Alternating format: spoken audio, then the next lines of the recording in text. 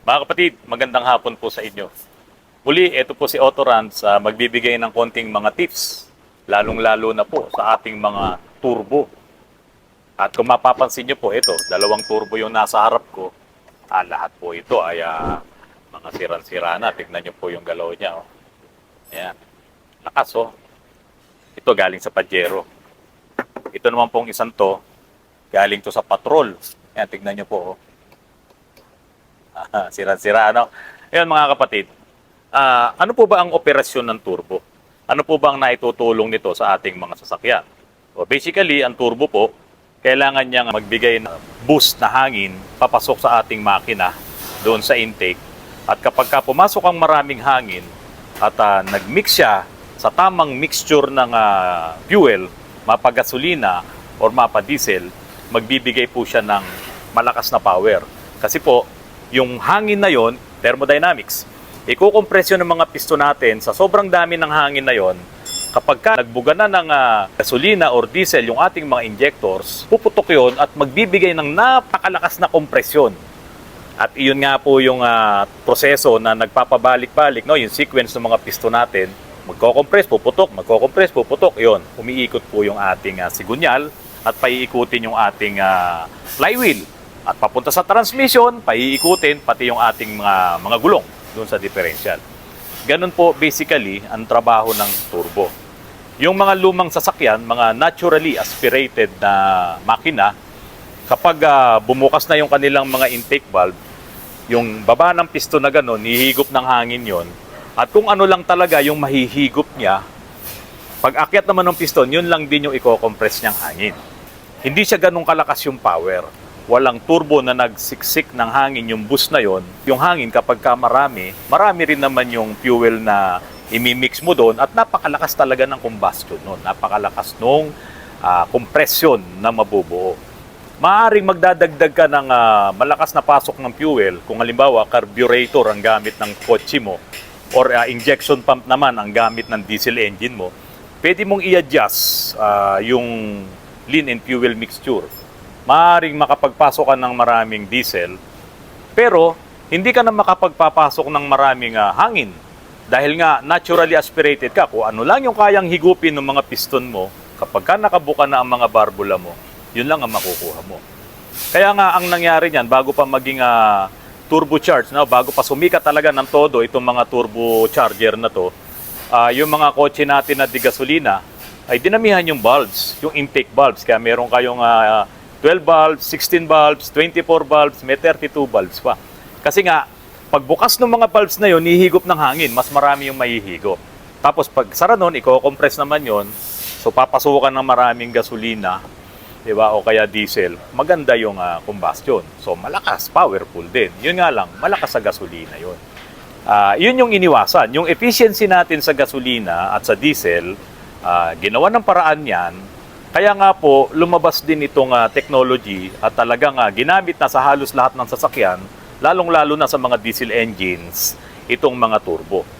Pero ngayon, halos lahat ng mga gasoline engines, yung tinatawag na TGDI, no? Turbo Gasoline Direct Injection, at yung iba po dyan, mga 3 cylinders lang. Maliliit na makina, ang unang-unang target doon ay yung efficiency, yung pagiging matipid ng mga sasakyan na to. Dahil nga, sa lumalawak na problema natin dito sa paggamit ng mga fossil fuels, nagmamahal kasi. Pwede naman palang patipirin, lalagyan mo ng turbo, lalakas siya, magiging powerful siya. So kahit na maliit na makina siya, kahit 3 cylinders lang, kapag ka-equip ng turbo ang makina mo, powerful yan. So yun po yung maganda doon sa technology ng turbo. Pero hindi po lahat ng makina na may turbo ay maaasahan nyo naman yung power niya. Example po, tulad po nitong crosswind, 20 PSI lang po yung turbo niya.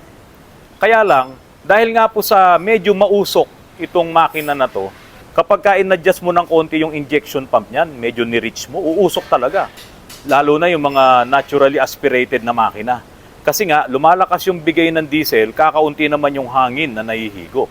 Kaya umuusok. Tapos ang lalaki pa po ng mga plunger niyan.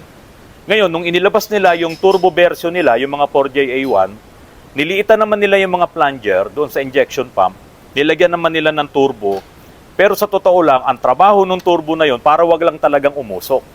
Nagbigay siya ng konting lakas, nagbigay siya ng konting power, in-adjust ng konti yung diesel na pumapasok doon sa intake manifold, pero nagbigay naman ng dagdag na boost, 20 PSI lang, yung turbo ng crosswind. Kaya nga sabi ng iba, parang hindi ko naman maramdaman. Pero ang kagandahan lang po talaga doon, nabawasan yung pag-usok niya ng malakas, ng maitim. Ang mga naging problema dito, hindi lamang sa crosswind, pati sa ibang mga sasakyan, bakit nung naging turbo, lalo pang umusok? May mga ganyang problema.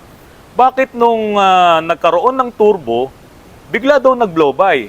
Pero hindi naman yung makina talaga may problema. So, maraming naging problema pagdating dito sa turbo. Ngayon, ang aralin muna natin mga kapatid. Paano nyo ba maaalagaan ang inyong turbo? Isa po yan sa number 1 na importante nating matutunan. Kasi halos lahat nga ng mga sasakyan ngayon ay equipped na ng turbo.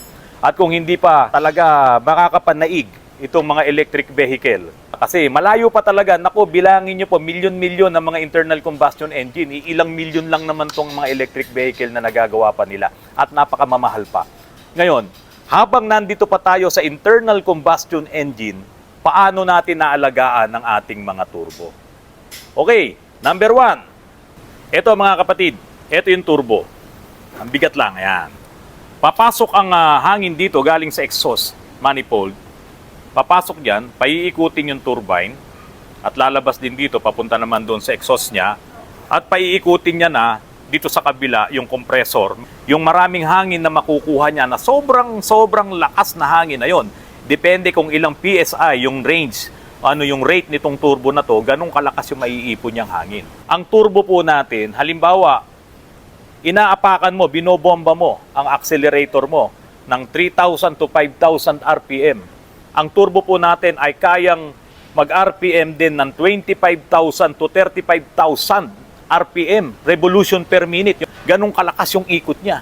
Kaya nga, yung naririnig nyong spool, yung naririnig nyong ingay, kapag ka nire-revolution nyo ang inyong turbo, minsan yung iba pumipito sa sobrang lakas. Sobrang dami nun, lumalakas yung boost na papasok doon sa intake manifold mo. At dahil nga po, thermodynamics, habang kinokompress niya yung hangin na yon, napakainit po nun. Sobrang init nun. Kaya nga po, nilalagyan siya ng intercooler. Para bago pumasok sa makina mo, palamigin niya muna. Kasi nga po, yung hangin na nakokompress sa turbo, napakainit po nun.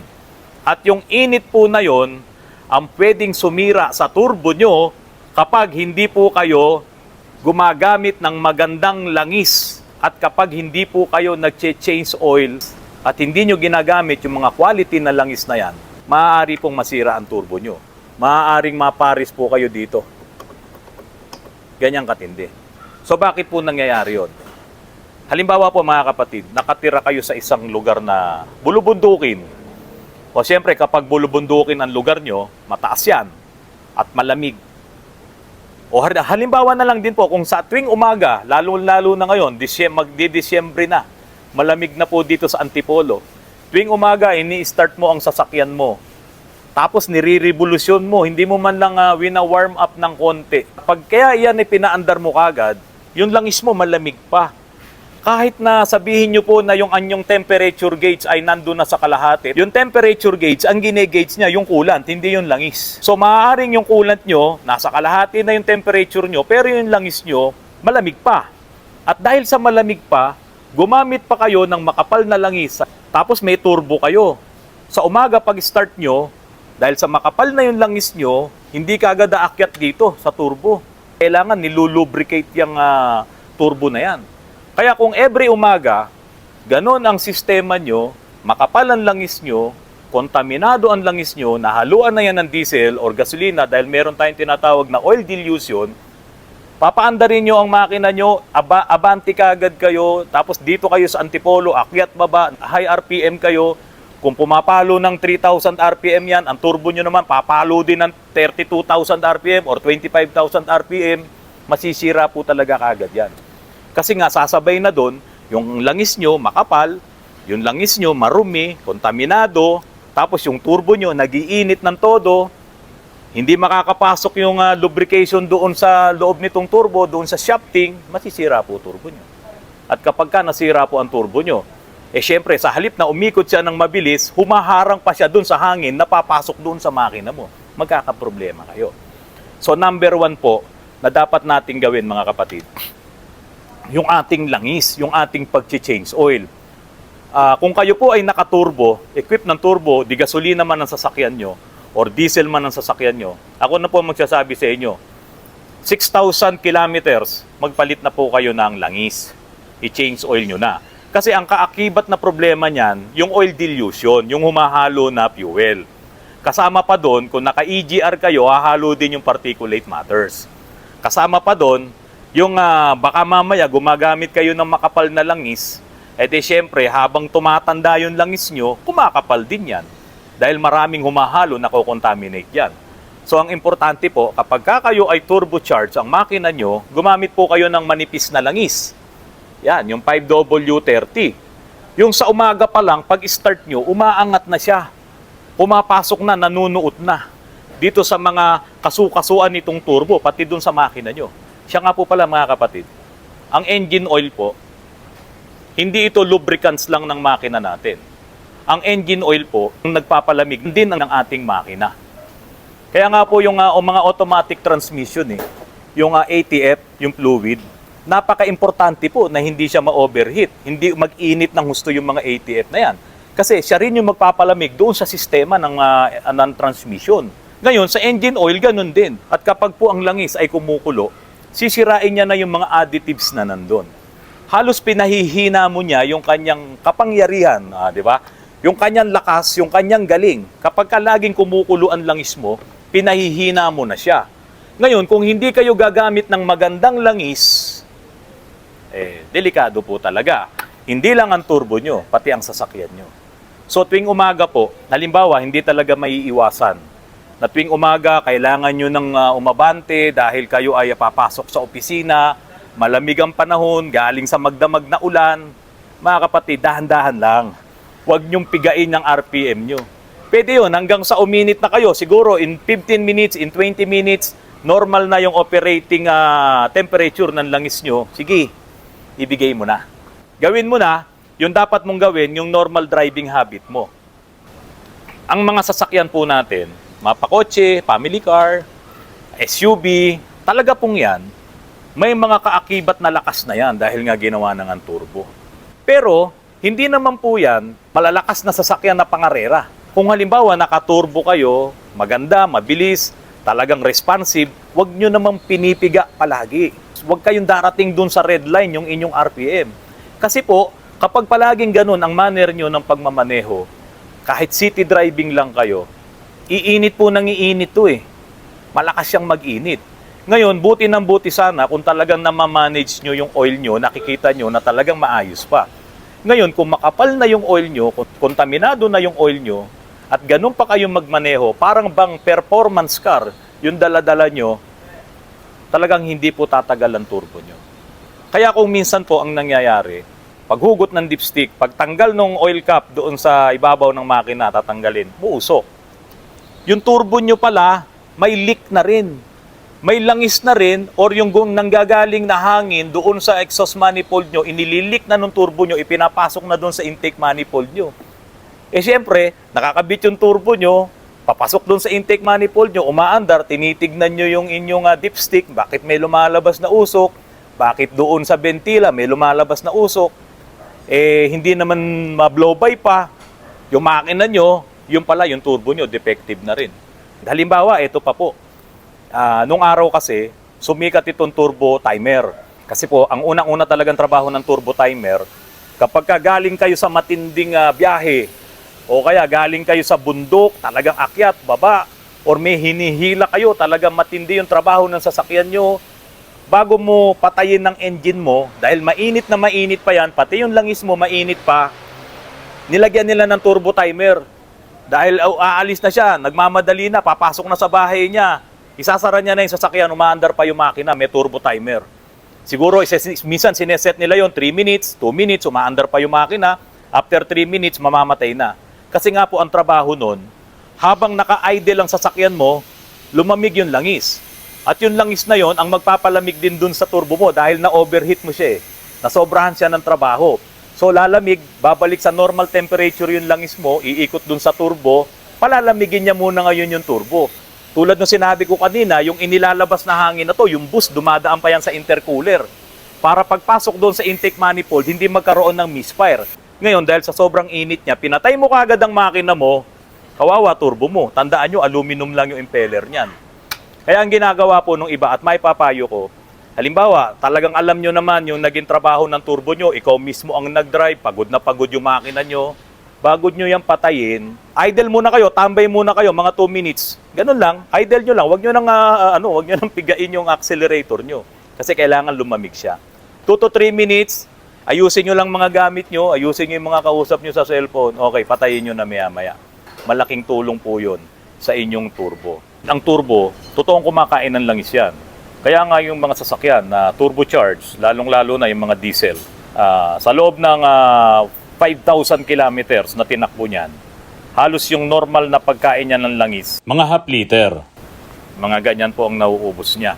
Normal yon dahil nga ang turbo, talagang hindi maiiwasan na kumain ng langis at lalong-lalo na kapag habang naluluma pa yung sasakyan.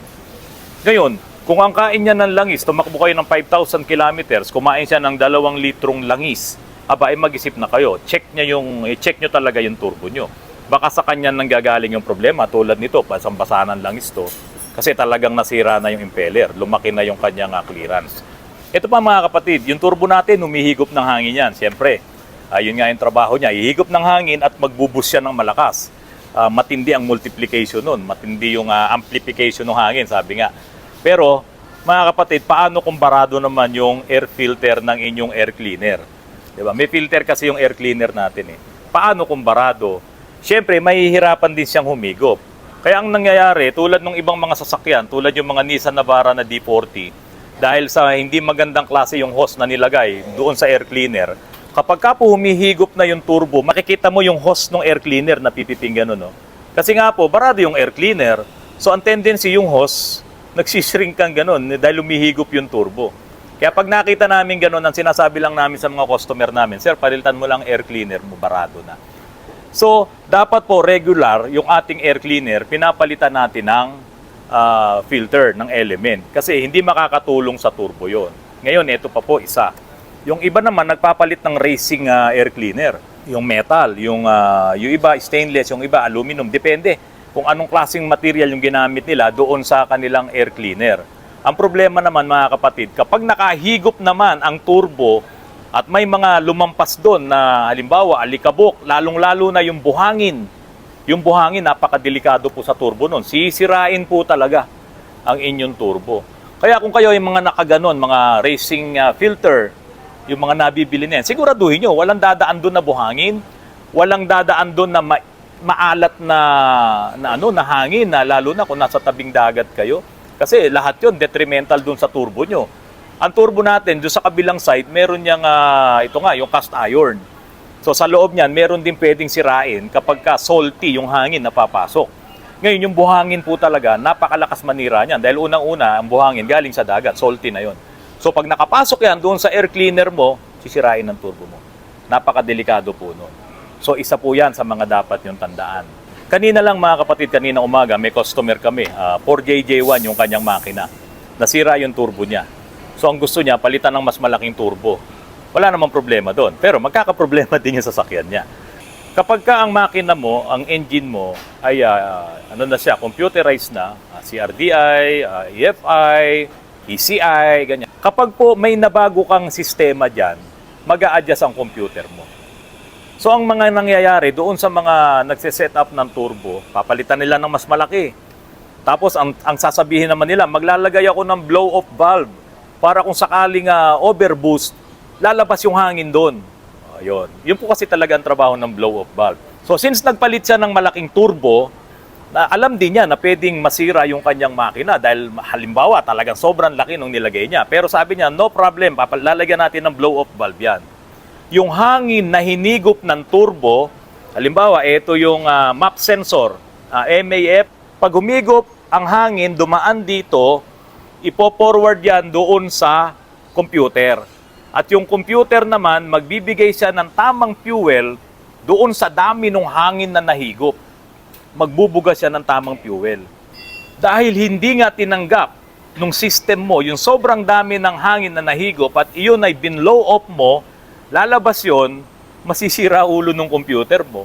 Kasi alam niya na, meron kang nahigop na marami, dumaan na dito sa map eh. Tapos ilalabas mo ngayon, ibubuga mo dahil nga sobra, masisira. Kung paulit-ulit na gagawin mo yon, check engine, diba? Magkakaproblema. So, hindi po kasi ganun kadali na basta ka na lang magpapalit ng malaking turbo. Kaya tandaan niyo po, tanungin niyo yung mga nangangarera na yan. Yung mga pangarera nilang sasakyan, pangarera lang yun, hindi yung pang family. Kung family-driven ang sasakyan mo, palitan mo ng malaking turbo, magkakaproblema ka. Eventually, masisira makina mo, masisira turbo mo. Damay talaga makina. Tandaan po natin, yung mga makina na yan, yung mga sasakyan natin, dinesign yan para gamitin mong hindi pangarera, hindi pang performance car yan.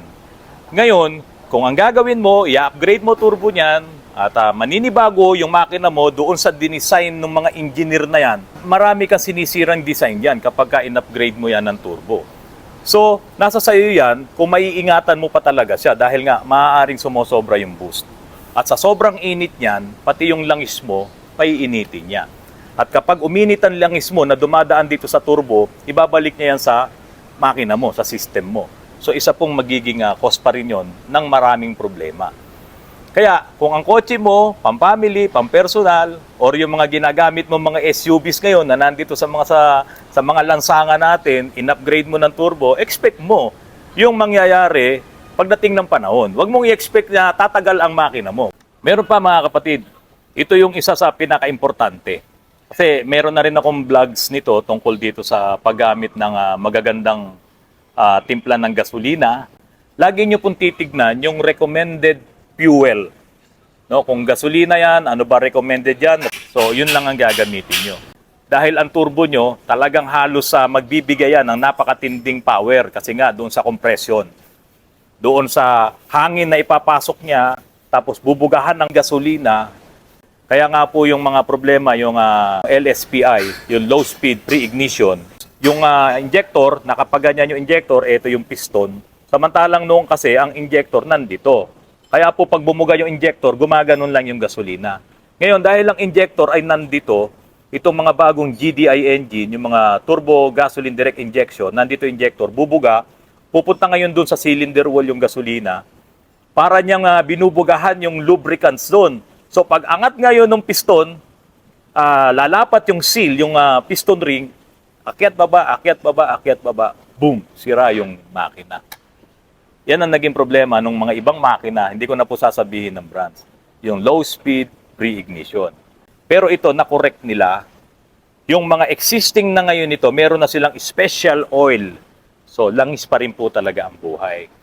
So yung mga special oil na yon para dito sa mga GDI engine, turbo direct injection engine, yun po ang gagamitin nyo. Napaka-importante po yun. Kung ang inyong sasakyan ay GDI or TGDI, tignan nyo po yung recommended na fuel. So ang turbo, maganda, ang trabaho niya, talagang nagbibigay ng lakas. Pero yung lakas niya, tama-tama lang naman yan na gamitin mo doon sa iyong minahal na sasakyan. Pero kung hindi mo siya maaalagaan, ganito po ang mangyayari. Masisira siya. Ito, kalug na kalug po yan. No?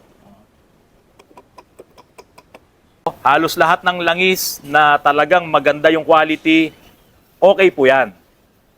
Pwede nyo pong gamitin yan. Pero yung nipis, lalo na po kung kayo ay nakaturbo, huwag nyo lang isama yung malalaking truck ha. Dito lang tayo sa mga SUVs pababa. 5W30 po.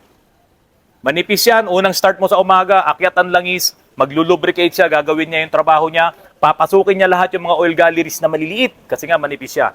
At napakaganda po. Kumpleto na po ito, hindi nyo na kailangan lagyan ng additives. At dapat po hindi nag-overheat, hindi dapat tumitindi ang init ng ating makina para hindi tumindi rin ang init ng langis, hindi siya kumulo. Mga kapatid, yan muna po ang maibibigay ko sa inyo. Sana po ay nakatulong sa inyo itong maiksi ko na namang vlog. Maraming salamat po. Magandang gabi po sa inyong lahat.